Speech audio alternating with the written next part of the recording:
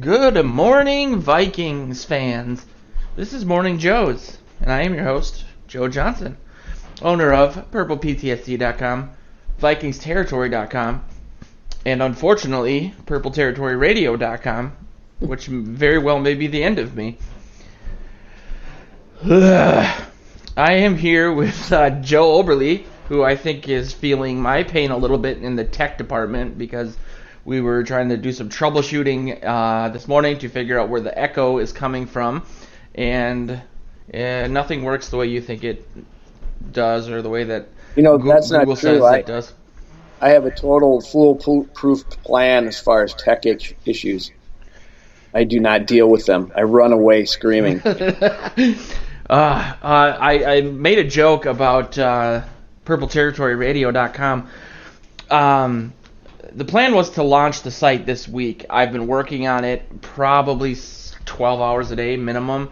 I literally didn't sleep for almost 48 hours working on it, and I cannot figure out why it's not working. I'm trying to make sure that it imports every show and posts it under that show on the site. So I finally gave up and hired somebody to do it. So keep an eye out for PurpleTerritoryRadio.com. That's going to host all the different shows that we have.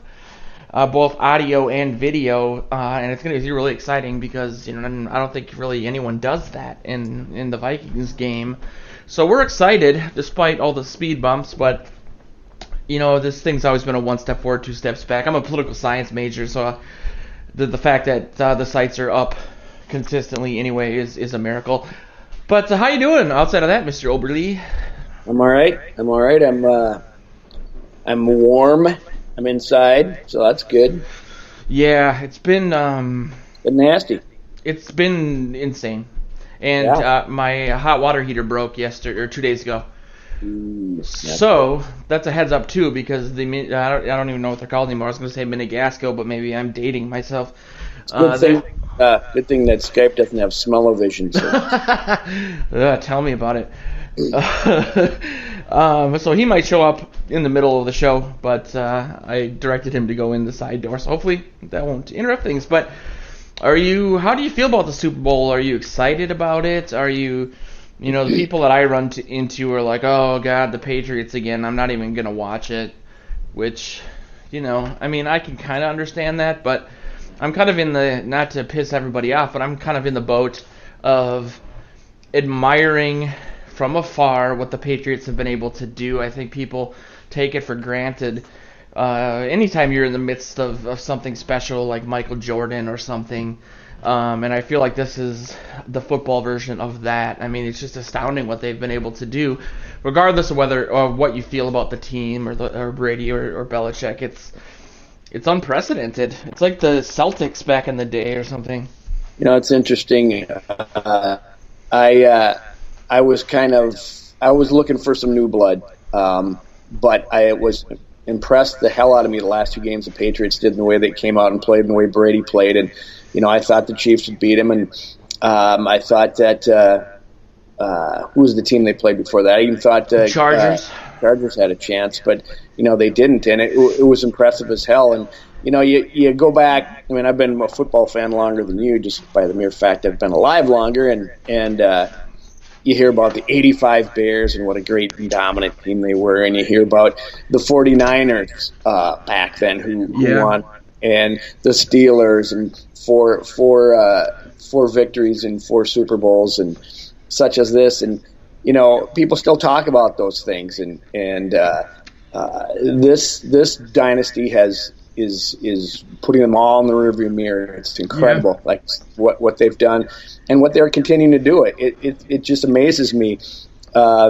It's Brady for sure, but it's more than Brady. It's Belichick that just keeps retooling and fitting pieces in that other people let go, and finding the way to get the best out of them, and then moving on from them. And I think a person really needs to sit down and really look at what they do, or what they have been doing, and if you want to make your franchise better. Now, granted, you win a few Super Bowls, and people want to come play for you too.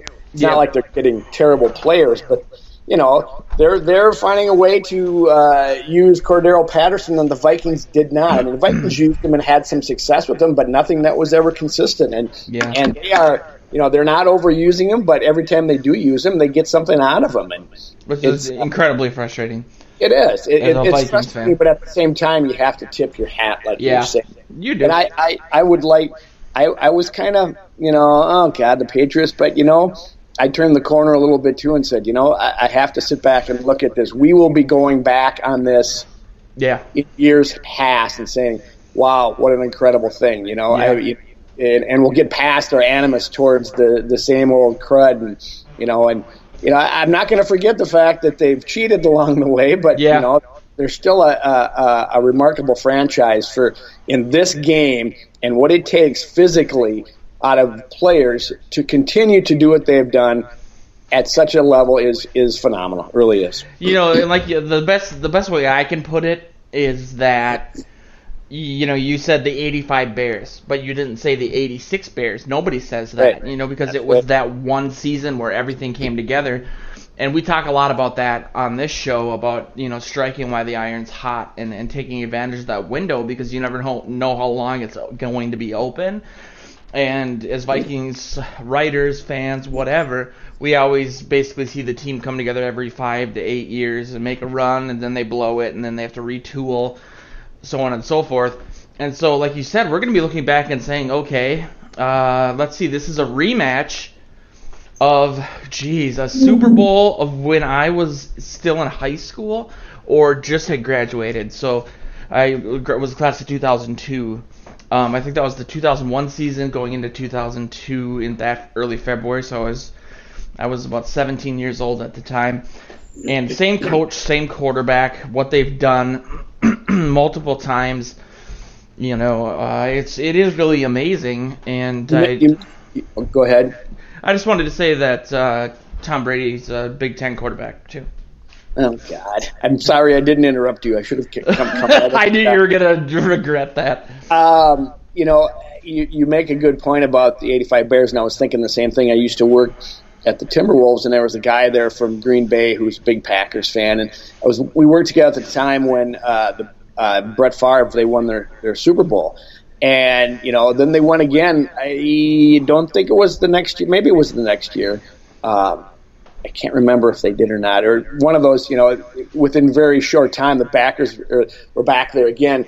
And they lost to the Broncos. And I just remember him, how pissed he was that he goes, I thought this was going to be a more than a one-and-done deal. He could see the writing on the wall at the time that, he was a Packers fan, so they won, multiple championships at all times. Maybe that's part of it. But I remember thinking, I couldn't quite fathom that. Just give me a shot at once, get me back in the Super Bowl, get me, and I suppose once you get there, you want to win more. But he wanted this team to be one of the greatest of all times, and that's the level they're on, And they can talk about that all they want, but they're still not even close to the level that the Patriots are on. It's just a phenomenal thing. It is. It really is. And it's been a great year for the NFL. The rating has bounced back. Like you said, you wanted to see some new blood in there because there are finally a fresh crop of young, really talented quarterbacks to kind of take over the passing of the torch. You got, Mahomes, you got Goff, maybe Carson Wentz, maybe Trubisky. But at the same time, the NFL is from what I just read last night, is creeping on almost $20 billion in revenue a year. Jeez. And they are so poorly managed as an organization. There's been a lot of flack in regards to Roger Goodell and how he handled the Saints no-call situation. And I do want to shout out Chris Cluey, who was on the show last week, who made my entire month by... I think I could sum it up by saying, I don't think you're as petty as I am in regards to the Saints and the irony there, and so I don't think you probably took as much pleasure in that. I think the word he used was Schadenfreude, and he goes, no, I'm much more petty than you are, and I was like, oh my God, I love this guy. He didn't really address that situation right away. It took them way too long to do that. We witnessed it with the Adrian Peterson child abuse thing, how they mishandled that, the Ray Rice thing. We've said this before, but it's such a reactive league. It's not proactive. It waits for something bad to happen, and then it waits a long time, and then it comes out with something that eventually it changes, like ex post facto style, if you are a pre-law person like I used to be. Which basically means that, like, okay, let's say the speed limit on the street by your house is 30 miles per hour, and then they switch it to 20 miles per hour, and then they go back to when it was 30 miles per hour and give everyone tickets, even though the law was 30 at the time. It's something that you're not supposed to do, and it feels like the NFL does that. They have policies that they enforce, and then when the public gets mad, they go back and change the punishment for something. The things that are people typically are being punished for are abhorrent, beating up women and children. But you think a league with this much on the line would be better, and I know that Goodell has a tremendous amount of power, but I simply go back to what it's pretty basic for me when I think about Goodell in terms of not getting out in front of things. He's going to do what his constituents want, and his constituents are the owners. They pay his salary. Those are the people that he's got to make happy. And ultimately, decisions are made along those lines. Right now you got one fan base that's really ticked off at him, and I guess Sean Payton went to a press conference and had his Roger Goodell in a clown shirt underneath his pullover that he showed just enough so people knew what it was. I don't know if you saw that online. No, I did not. Are you being serious? I am, and it was the same shirt that Matt Patricia wore once, which just a picture of Goodell, light blue, robin's egg blue shirt with a clown nose on, and so I'm, they're all ticked off down there in New Orleans, and this is the same franchise the same head coach that they had to suspend for a year because he participated in Bountygate. So I'm sure he's not too worried about that. I mean, it's just like the president of the United States. He caters to his base. You've got Goodell doing the same thing. He's not going to do anything, snap judgment without, convening those guys and talking to them. I'm sure when they have coaches meetings and owners meetings or whatever, they'll talk about it and they'll see if they have to make any move, and they'll do something on a really superficial basis and nothing that's going to, change things up too much. Yeah. Because, like you just said, a $20 million business or $20 billion business, what are you going to do? Why do you change that? They're not going to change that. He gets $40 million a year, and he's, they keep bringing him back. There's a reason they do. That's the thing. I don't know if he's like a Venezuelan level dictator, or, that he goes to the federal courts were basically telling the NFL, like, you can't do that. It's like its own little country at this point. Its GDP is bigger than some countries, right. Or it's bigger than some GDPs rather. Makes perfect business sense to me. I mean, the thing that stood out to me was a few years back when I can't remember his name, one of the former commissioners. I can't remember. Tagliabue?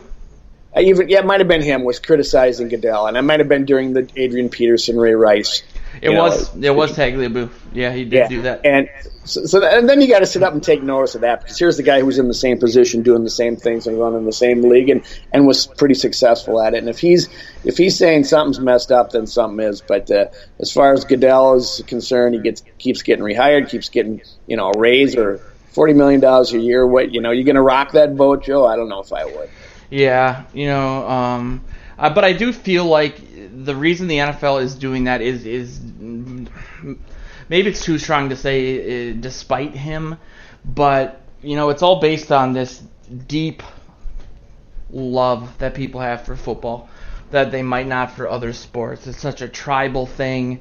The Vikings, Packers in Minnesota is bigger than any other thing. You don't hear that for Twins, Kansas City, or the Wild and Minneapolis. Blackhawks is pretty heated, but still not to that level. Yeah. I was well, I have a story about that, but it's neither here nor there. But you still have like some things out there that I know that we weren't going to really talk about this, but I think it's apropos. The halftime show for the Super Bowl and all the backlash, and it ties into Goodell because he comes off as really disingenuous when, they canceled the press conference for Maroon 5, the band that's doing the halftime show, and there's a couple rappers, Big Boy from Outkast and Travis Scott, also participating, and they canceled the press conference because of all the negativity, and they tried to spin it into something that was clearly they were just pulling it out of their ass. It's like, oh, they're not doing the press conference because they want the show to speak for itself, and it's a new social media event, and it's just they didn't do it because they didn't want to answer those questions. And apparently Travis Scott, who's like 20 years old, got phone calls from everybody, Rihanna, Jay-Z, Beyonce, saying don't do this show. And I'm actually surprised that he still did it. Maroon 5's lead singer Adam Levine, who's on that The Voice show, he came out. The whole band they said, we thought about it, and this is the biggest stage in the world for a band, and we thought that music is a positive thing, so we want to bring positivity to it. I just have a feeling that it's going to be damaging to these people's careers, and it's just such an insane thing to say when a couple years ago, if you said that these people were going to be telling other people not to do the Super Bowl halftime show because it'll ruin their career, it's just such a weird dynamic, and it really sucks because I do feel like football, I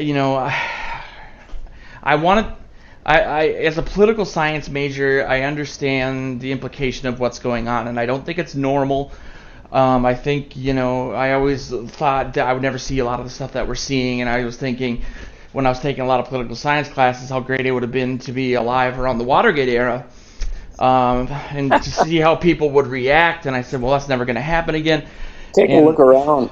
It's we try not to get too political on this show, but point being, I really want, the reason we want to get political is the same reason that this sucks, because I just want to focus on football. I don't want to have to have that be dragged in, and I know that people will say, well, liberals are guilty of that because every night, all the shows on TV are so anti-conservative, but, that worked both ways, and I feel like ginning up the base, the number one things Trump does to gin up the base is basically shit on the NFL. And so, long story short, I would rather that this didn't happen and that this wasn't the case, but it's just really strange that it is. I would say that it's not going to hurt their careers because, like when you told me about it, I knew about it, but I didn't even care that it was canceled. So I said, I don't care, and I didn't pay any attention to it. I'm not a big Maroon 5 fan. I've heard a couple of their songs. I know who Adam Levine is. I know all that, but I don't care. And ultimately, this show goes to a huge audience, and everybody anybody that's ever seen Adam Levine on The Voice is going to watch it. They aren't going to care about the politics. They don't care about Colin Kaepernick. They don't care about any of that stuff. It's a huge stage. You can't pass it up, and you got to do it. It's like if you want to make a stand, you make a stand. Bob Dylan one time, they wouldn't let him play John Birch Society Blues on Ed Sullivan, so he didn't do the show. That's back just like the Doors weren't supposed to say get much higher, and they did it anyway. Yes, and I mean, back then you got away with that kind of stuff, and nowadays, if you want to make a stand, you're losing millions and millions and millions of dollars. So probably, money doesn't, as Dylan once said, money doesn't talk, it swears. So it's the bottom line here for those guys and anybody else, and I guess I don't want to go down the road any further because we're here to talk about football. Totally. So. Couple news tidbits. The first one was that the Vikings are one of the main contenders for Bo Levi Mitchell, who was the MVP last year in the CFL and has played for Calgary. I think they're the Stampeders is their name, for the last 7 seasons. So he must be 27, 28 years old. Yeah, that's amazing. The guy goes from writing for the Vikings Journal to CFL and maybe the Vikings. That's amazing. It's a shout out to Bo Mitchell, who many in this market know as a good great sports guy and a fantasy football maven, and so same name kind of, but I don't know what Bo's middle name is, but we're gonna have to start calling him Levi. Maybe that's why he made sure that Levi was out there, because everyone knows Bo. Yeah, Bo's. I interacted with him a little bit. Seemed like a really great guy. People's articles that I read were surprised that the Vikings were in the hunt for him. Obviously, because the Kirk Cousins thing, and I don't know if they're thinking that teams are going to bring this guy in as a starter. I mean, I really don't think that's the case. No. The Vikings definitely. I think there was an article on Purple PTSD this week. I forget by who. That talked about the Vikings needing to bring in some fresh blood at the quarterback position in the draft, and perhaps this would do that. I don't know what the terms of Simeon's contract is. He's not under contract. The only two are Kirk Cousins and Slaughter, and you need 3 quarterbacks, and this guy's had 7 years in the league. He's 6'2", 198 pounds. Yeah. He's listed at. So he's not the strongest dude, but maybe they can pump him up. But 6'2" is nice to hear. He's tall enough. He's a backup, and that's what they'll bring him in for. I mean, look at how Zylstra came from the CFL and how much time he had. So I mean, anybody that thinks he's coming in to challenge Kirk Cousins is I believe is not correct. I don't think that's the case. The rules are so different up there. The field is wider. The wide receivers get a full head of steam. They can run up to the line. And they're not going to pay him $84 million. That's who started the quarterback is Kirk Cousins. So. Canadian money. It's like the back of a book. I don't want to criticize anybody, but it's pretty clear that Cousins is the starter. They are, they got him with his coordinator.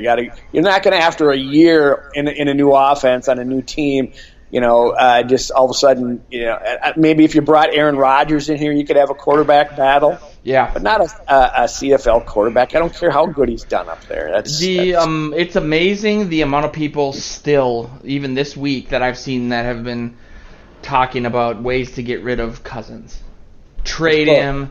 I forget who it was on Daily Norseman, but they kind of got into it with one of their followers. They're like, it's not going to happen, man. Like, he's here for 2 more years. And, now that I've had time to calm down a little bit, he did show flashes of, I would call, brilliance earlier in the season. And we'll get into the offensive line thing next, but that's really the case. That's the key, the offensive line. Yeah, and we talked about this on Slack. Get him an offensive line, and then come and talk to me. If he just has another season where he starts out strong and then starts getting skittish and then starts making mistakes or can't hang on to the ball and contributes to an implosion of the season of a very good team, which I think the Vikings have. Then you can start talking about it. Then you start looking around in earnest. I would have no problem if they drafted a young quarterback, if there was someone there in the mid-rounds that they would like to, consider. If he's great, I could even see him take him in the early round because maybe Cousins wouldn't be here forever. I don't know. But I do not want them doing an early taking a flyer on a Christian Ponder-like flyer on an early draft choice. Just get this guy in here from the CFL and see if he can do something. Have him, challenge, not challenge, but just be the backup, try to win it, challenge Slaughter for it, and then go with Cousins. He's the guy. I mean, he didn't play so badly that you should be thinking of getting rid of him already. No. That's just not. Anyway. And if they're going to draft a quarterback, they got to make sure he's got a good handshake. Handshake? They came out this week or after the show that the Browns didn't draft Bridgewater because they didn't like his handshake before the interview. What? Yeah, you didn't see that? What? No, I wouldn't have paid attention to it if I had. Yeah, And that just, well, the the former Browns, they've been GM. pretty wise decision on their part, wasn't it? God, Yeah, bunch of, Manziel had a good handshake, I guess. Yeah, I didn't really read a ton about it, but it wasn't a strong handshake, so they don't maybe think he was going to holding onto the ball for Bridgewater. Anyway, so we use a platform called Slack to chat with all the different writers that we have for both sites. oh, here we go. Now, Kirby O'Connor, who's a new writer for both Purple PTSD and Vikings Territory, said something like, and I'm not bashing him at all. This is just how the conversation started. That people that aren't in the know blame Zimmer and Spielman for things, but if you look further or beyond that, that's not the case. And I said that, well, they're basically not faultless either. That Right. you can't ignore the offensive line for half a decade and then have everyone say, well, why is the line so bad? It's just bad luck. You bring in a bunch of guys that are over 30 and injury prone, and they get injured, and then people call it bad luck when it's basically logic. And then you jumped in, and you were swearing and insulting my family and throwing whiskey bottles everywhere. I'm kidding. Yeah, I'm going to clean it up for this broadcast. But, I basically said ignore is the wrong word. Maybe neglect is a better word. And I don't think you agreed with either of those. I said neglect is better, but it still, for me, is not completely accurate because they have known the problem. They did make efforts. I think they failed. They were unsuccessful in their efforts to fix the line. They didn't probably, they didn't take them early draft choices on them. Yeah. And that's the point I think the point I made. If for every offensive lineman that you should have said they should have taken earlier, who are you going to give up? And I gave you that list of their. Oh, I didn't see that. A list of picks that were taken before they finally took a lineman in each of the draft. I mean, it's Barr, Kendricks, Waynes. The only one that you wouldn't want to give up. Yes. He's the only one who say, okay, they should have taken a lineman there. When you got Hughes, I think Hughes is going to be great, and we saw this year how important it was to have some depth at defensive back. Yeah, but we also saw that the Zimmer is very adept at taking troubled people late or in free agency after the draft and molding them, like Colton Hill, for example. Right. Exactly. I think the team is better at getting late round defensive guys and turning them into good players because the defense is the focus, and that's Zimmer's specialty, and it's a great system. Danielle Hunter was another one. But there were 2 years where I think they had 5 first-round picks in the first round. My thing with the neglect is after Khalil in 2012, they didn't draft a offensive lineman before the 4th round until 2016 or the Elfline year. So Nick Olson wrote an article on Vikings Territory that he just put out about how to fix the offensive line, and I'll take the stats that he put up from PFF, Pro Football Focus, which is a sponsor, and then I'll look at the top lines that they have on their list and see what you think about that. So this is no surprise to anybody. The Vikings were the 3rd worst in regards to giving up pressure on pass plays, with 33.9% of the time pressure being given up, when the league average is 27%. They were 27th in team blocking and 25th in run blocking. The top lines, and what I said in the Slack was I want to do an article to look at the top teams and then look where they drafted these players, like what part of the draft. Steelers number 1, the Browns are number 2, Colts are number 3, Patriots are number 4, the Eagles are number 5, the Rams are number 6, the Packers are number 7, the Saints are number 8, the Titans are number 9, and the Ravens are 10th. So, what do you got here? Last year's Super Bowl champion. Defense sucks. Yep. You got to sacrifice it somewhere. But yeah, totally. I just feel like I think they would have been okay this year had they not picked Hughes. I would, just they really. And who would they have got? Any name out there that would have been? I really liked the guy from Iowa. And how did he do? This season? Yeah. I didn't pay attention to it, but that would be good to know because anyway,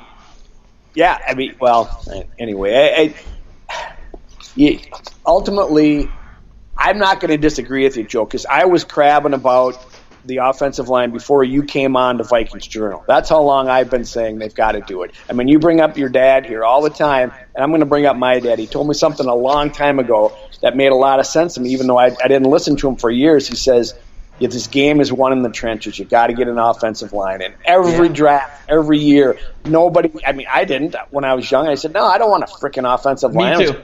It's hell. And so, but I finally come to that realization that that's what matters. And I've said it for forever. And I'm not, by countering what you're saying, I'm not going away from that. It's clear. Our clear and present danger is the fact that this offensive line cannot provide for the running back and the quarterback. They need to change it. I think they've tried. I mean, they went out and tried to get Clint Boling from Cincinnati. He spurned them. They tried, I think they went after Mike Iupatu and he went to San Francisco, So they made these free agency runs with these players and they couldn't get them. So then by the time they get to the draft, well then, maybe they made a mistake. You can say they made a mistake by taking these other players higher, but they probably went with best player, and they built a defense from that was last in the league and turned it into the top one a year ago. Yeah. So I mean, they very well should have, considering what they've invested in it. Pardon? I said it, and I would hope so, considering what they've invested into it. Right. Well, you pay Paul. I mean, granted, it's. I'm just saying they didn't neglect it, but I'm saying they didn't do a very good job with it. That's what my thing that pushed me over the edge, and we can leave it at this, is that everybody knows Cousins' weaknesses.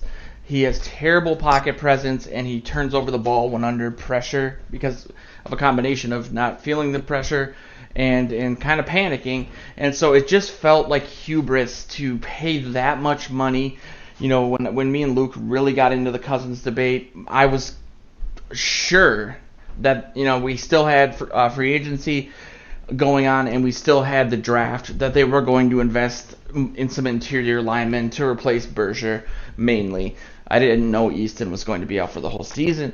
Nobody did. But it just was like... That's a factor, though. That's a factor. It totally is, but Berger was...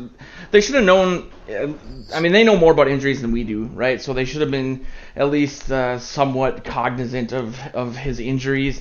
But they also lost Berger, and they didn't replace either. So, Do you not like Brian O'Neill or Pat Elflein? I like O'Neill, but I don't like that he pushed Remmers to guard, because Remmers is a liability at guard. That was a big free agency move, and I don't really know if O'Neill played better than Remmers would have, because Remmers has played out of his natural position, and so I really don't understand bringing in Remmers as a right tackle and then going and getting another tackle when you just got two free agent tackles, as opposed to going after guards when you lost one and the other one was injured. And it was a tangible thing in the playoffs because the Eagles went against a line that we didn't have all season with all the injuries, and that's a big thing. Everyone points to Sperano being out and that being the difference, but the line that the Vikings had it definitely is. But the line the Vikings had this year is completely different from the line they had last year, and I think people overlook that. So I'm very. What do you do? You said you're willing to give up Hughes, yeah. But ultimately, I lost my point now. It would have been nice. The only mistake I think they've made, drastic mistake in these years that you said the last half decade where they've ignored it is Treadwell, because they reached for a wide receiver when that was their biggest need. And if they're taking best players available because they need them all on defense, and it's really worked out well for them. When they went for him, it was a huge mistake. It should have been anybody. It should have been best player available. He was not. They didn't want him, but they had to because the entire fan base and everybody and their brother's dog was saying get a receiver. Yeah, and they whiffed on Patterson also. Like I said, they had those 5 picks in the first round, but it doesn't need to be first-round picks either. It could be second-round picks, third-round picks. It could be even fourth-round picks. They were grabbing a lot of guys like in the 7th round, and they never really did anything. No, but it was Spielman. Yeah. So, they also got Harrison Smith there, and Patterson, Smith, and one other guy. Right around 3 guys there at the end of the draft. Xavier Rhodes. Yes, that's not too bad. No, it isn't. But they had a 2nd and 3rd round where they could have picked up a lineman, or a 4th round even. So it's frustrating. I have a feeling that they know now. I've said this before, but getting Khalil Mack might be a blessing in disguise because now they know they have to face the Bears twice a year and they need to protect Cousins because he is a monster. Really quickly, I like that point. You brought it up last week, I think, and I never thought of that. Yeah, that's really going to push their hand, and it is a good point. But it shouldn't take that. They should. And I think they knew. They probably didn't put enough of a focus on it as they should have. And it's Spielman. The draft is his thing, and he probably likes to go with that big splash play. But he's actually kind of deferred to his coach with all these defensive they've taken. So I don't know. It's a crazy thing. My other caveat, Joe, that I always say: the draft is a crapshoot. I never understand why established players are so undervalued in terms of trades for draft picks. These coaches and GMs love draft picks, and I know that they want as many as possible because it is a crapshoot. But I would much rather have an established guy in a lot of these cases. Like, I would rather have Golden Tate come in as the 3rd receiver for the Vikings than what they would. He'll be a free agent, but they could probably get him for like a 5th round pick at this point. And it's like, okay, I think, Joe, it's the average career longevity for a player is like 4 years. Yeah. And so it's a young person's league, and people like Golden Tate are rare where they're going to stay on that long. Who's that other guy that was on the who's been around, from the 49ers and the Ravens, that receiver that just keeps popping up. He's older than heck. I can't think of his name. I mean, guys like him are just... Oh, Crabtree? No, not him. He was almost he wasn't a tight end, but he's a big body guy. I know who you're talking about. Yeah. I mean, those guys are rare, that they're still in the league and still performing and can still go from team to team. And Tate is one of those. But, when you think, there's something some positions that I agree with you, to get an established guy in there. And it all depends on their body, how bad they're beat up and why the other teams are letting them go for a reason too, Yeah, that's true. They might know. But yeah, I agree with you. And there's so little trading in this league. Yeah, it seems to be more lately. It has been, yeah. I love trades. I used to be a big Madden guy, and I kind of wish there were more things like that. One last thing on the offensive line, too. It sounds like the Vikings are going to hire Rick Dennison. They're in the process of finalizing his contract, from what I've read. We talked about this maybe last week or the week before, but he is obviously a Kubiak guy. The numbers that he had in Denver are very encouraging in terms of rankings of the offensive line. Top 10, at the bottom of the top 10, but top 10. I'd be happy with the top 15, top 20, to be honest. But it is a little surprising to me just because a guy like Stefanski, who was overlooked when they brought in DeFilippo, who has the longest tenure of any coach on the Vikings by far, and he gets the job finally. Probably goes out and buys his wife and kids a really cool present, and then finds out that he can't hire his own staff. It just seems odd to me. Oh, Stefanski. Well, you know, like Kubiak brought in all his guys. Like there's Stefanski really didn't have. Maybe he agreed to it. We don't know, but it just seems weird. Yeah, two things that maybe there's some grooming that Stefanski needs. Point one, he's never been anywhere else, so maybe he doesn't have all those people out there that he knows, that he's worked with, that he wants to hire. You know what I'm saying? He's only been with the Vikings, so he only knows people at in-house. And that's true. Around, he's got a wider net. To me, it smacks of him, of Zimmer trying to create this Pat Shurmur-like thing on the offensive side. Get a head coach over there of the offense and let him, let Stefanski run the offense, but let this head coach who's got some experience can build a staff, can oversee things, and Zimmer can then go and focus on the defense. I don't know. It's hard to say. What about those two guys that took over for? There's two guys that took over for Sperano when he passed away. Yeah, I mean, I kind of feel weird about that because suddenly they didn't get a sniff, and I suppose you have a season like the Vikings did, and that's what's going to happen. But Anquan Bolden. There it is. Hey, well I did it. Well done. Hooray! You wrote about Anthony Barr too this week, and that the Vikings need to sign him or someone else will. I'm surprised just based on how things have gone with Brzezinski and his team and his defense, namely with all the contracts and how quickly they've locked these guys down and how it's been a mutually beneficial situation. And then you just have this Barr thing that seems to be going on forever, and it makes me think that perhaps Barr wants like max money, which so I've said this, and I don't think this is a very popular opinion, but I going back to what I said earlier about bringing in defensive players and fitting them into the system, something like Michigan State's like no-fly zone, it's just a plug-and-play type thing. And they're good. I don't think Barr's worth max money. I don't know if the team can necessarily afford that anyway. But I don't think it'd be the worst thing in the world if he left. It would open up a lot of cap space. But I think that has to be the problem. I mean, I think you're right. Otherwise, it would have been finalized a long time ago.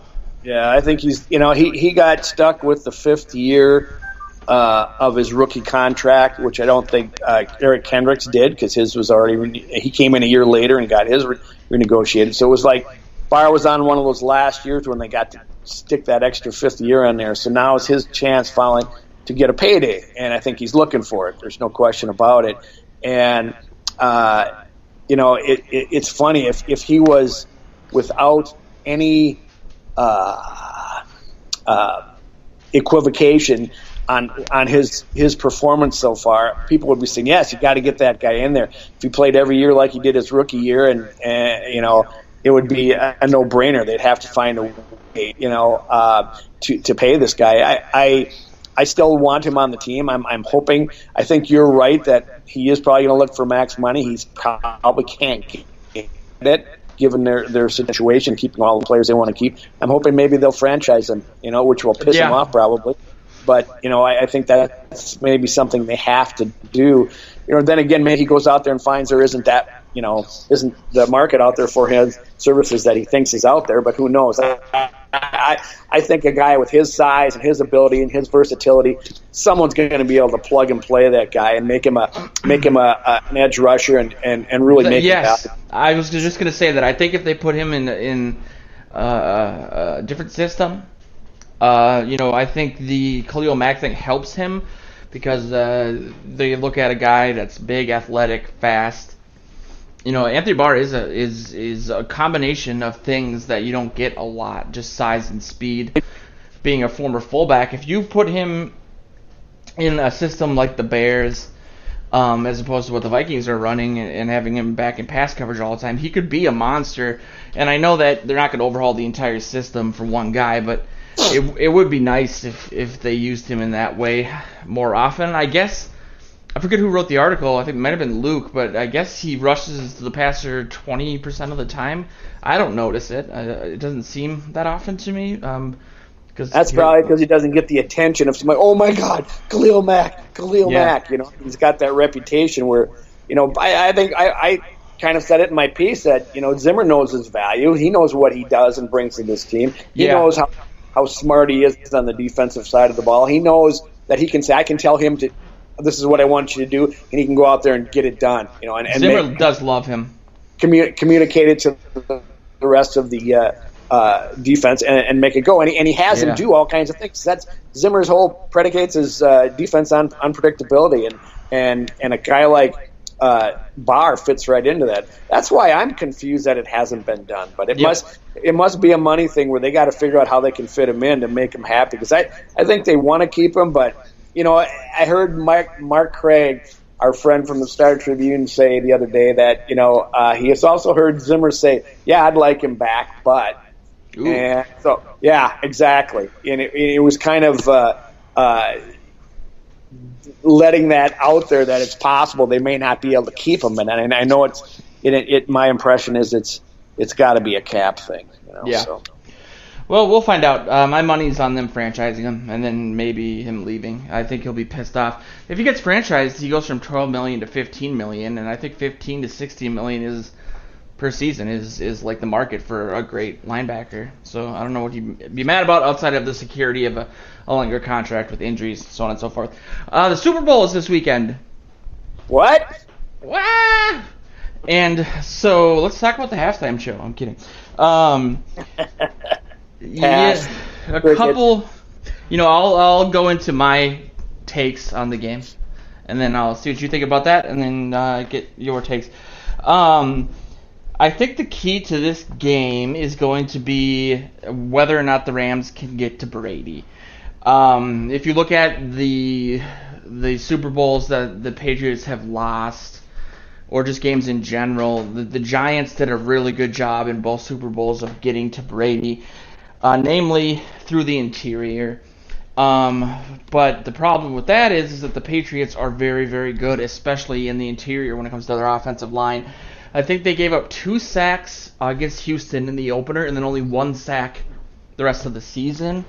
You have got the defensive line of the Rams is amazing. You know, you have Aaron Donald, you have. It can be. Donkey Kong Sue, if he shows up, which I think is your point, which you would hope he would, considering.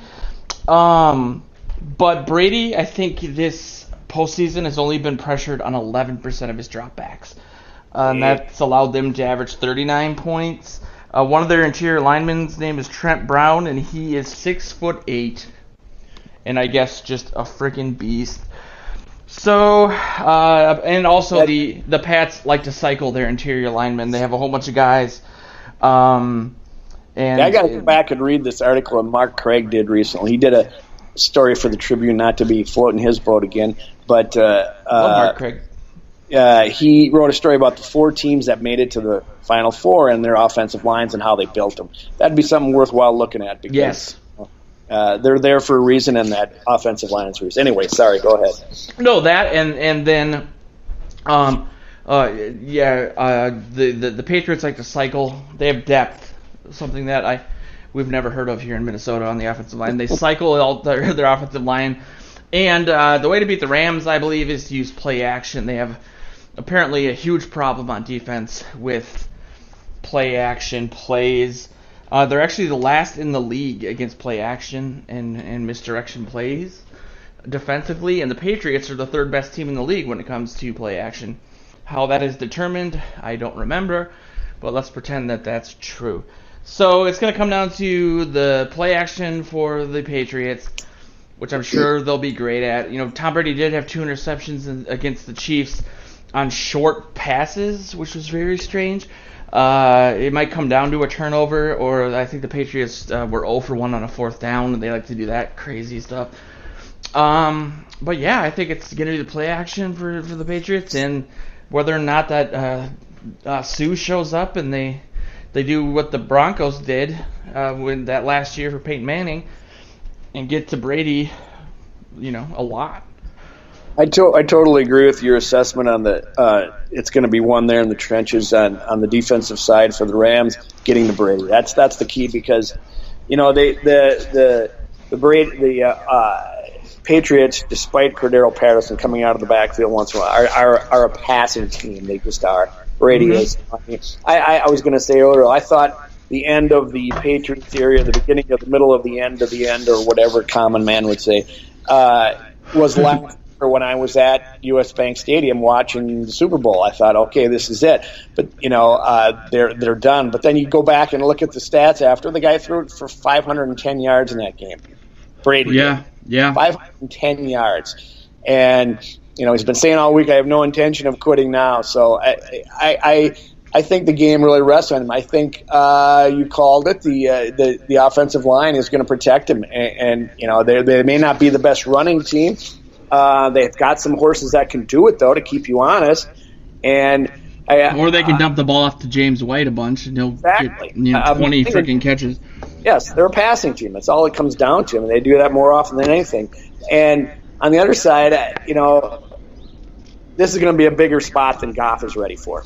And he's not going to have the security blanket that he's had for the first 3 quarters of the season at top speed, which is Todd Gurley. I mean, that guy was MVP early in the year when they were, and I think this knee injury is worse than they've let on. I bet he has surgery after the year. Yes. I mean, that's the reason why he didn't play last week. What do you have, 10 carries or 15 carries? Yeah. Or something? And now, granted, they've got O.J. Anderson, who's done well. CJ.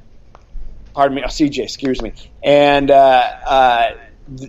but having Gurley not in his top form is not going to be bad news. And Cooper Kupp is out, so his offense is a little depleted. It's not as varied. And that's just going to make it easier for Belichick to take away their top 1 or 2 weapons, and then make Goff make some plays. He's got he's going to have to win this game for them, and I don't know that he's capable yet. He's a great player, and Sean McVay's going to have some wrinkles up his sleeve, but ultimately, I don't think the Rams defense will totally shut down the Patriots, and I don't think that it's going to be the greatest show on turf for the Rams on offense. They're going to have to learn about this spotlight for a year. They were the Patriots. Yeah. They just come in and put it in drive and go. I love the story that came out this week. I forget the player's name off the top of my head now, but it was years ago, at least 5 years ago, and he was upset that he didn't make the Pro Bowl. He was a Patriots player.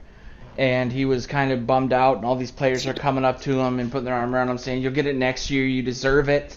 You're great." And then Brady walked over and said, "Pick your effing head up. We're the Patriots. We don't play for Pro Bowls. We play for Super Bowls." Yeah. Who's this guy? I'm gonna look it up real quick. I was like, God, that is such a freaking. Another thing.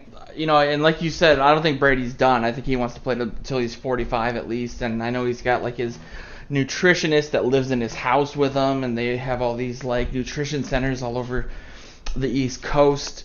But wouldn't it be an amazing Jordan-esque, at least the second time Jordan retired, end to a career if Brady went out as the MVP against the Rams again? And granted, that's not going to happen, but if it was a movie, it totally would. Yep. Yeah, it would. It's all set up. In fact, I was talking with the instructive scholar on Slack about it, saying he was thinking it's over, and I said, I just don't get the idea that this guy's done yet. The way he played the past 2 games showed me that he wants to erase last year. And I said I could see him at the end of the game, if he wins, to walk off in the sunset, a la LOA, a la Michael Jordan, pick your guy, and he should, but the fire is still there in his belly. It obviously is in Belichick's, and they got a great thing going. I mean, I don't know. It's like Roger Goodell. How do you walk away from that? How do you? Totally. And he's going to have another 30, 40 years on this planet, maybe more. Right. Where he's going to look back and say, man, he's not going to be able to play, and he's going to want to. And so, it's hard to pull a Seinfeld and say, let's go out on top, or like Wolverine did with Logan. But you have the rest of your life to be retired, so you might as well try. It was Brandon Spikes the only was the problem player. is- pardon me? Brandon Spikes was a linebacker, was the player that was upset about the Pro Bowl. Yes. It's only. The only thing I think he's risking, like, I even know that he could, even if he went and they didn't make the playoffs or next year or whatever. I don't think he's hurting his legacy. He's only risking injury. And Giselle's letting him play. That's what a guy wants to do. God, I just want to see Neil Young at 73 still out there cranking music because he loves it, because he can't not. And who did I see? I was watching Willie Nelson. He's even older on TV, and they were interviewing him. He says, I told myself I was going to quit writing songs, but the words just keep popping in my head, and I got to put them down. It's like, what are you going to do? Yeah. What are you going to do? Go make commercials? I mean, this thrill only if you're winning. There's only one thing that matches that is go back and win again, and that's what Brady. God, the look on his face after the AFC Championship, he's just loving it. Yeah, I was kind of surprised at how excited he was. So was I. Considering, this is his 10th Super Bowl now. God, Yeah, it's just think that about is crazy.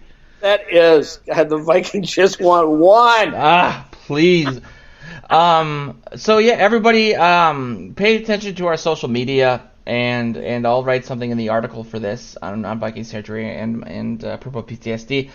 I'm hoping by Monday we will have PurpleTerritoryRadio.com up and fixed and aesthetically pleasing and capable of everything that we thought it would be when we got the theme. Another cool thing is that Chad Greenway is going to be on our show on Tuesday morning, I believe. Pay attention to our social media for that. He said, let's shoot for something next week. And I said, well, it's Tuesday, 9:30. But we will fit it around his schedule, so it might not be that time. But moving forward, we're going to be recording Tuesdays at 9:30 once a week until the season starts. And doing all sorts of other stuff, video stuff, so on and so forth. So pay attention to all the sites, purpleptsd.com, vikingsterritory.com, purpleterritoryradio.com. Which should be up by Monday. And you'll see all the different content that we have. We have Bleeding Purple, Load the Box, about the labor. I'm really proud of all the shows that we have. And so I want to thank everybody for their support. And their patience with this new website, but it's going to be an amazing off season, and it's going to be an amazing 2019 season. I don't think I'm going to be back, Joe, because I'm after this show and I just kicked your tail. I'm walking off on top. I think I'm. Kidding. Yeah, but with that, this has been Morning Joe's. Thanks for listening, and we'll be back next week with Mr. Chad Greenway. Perhaps pick up a bottle of Grey Duck vodka before you listen to the show and have a few White Russians. Thanks for listening. Skol.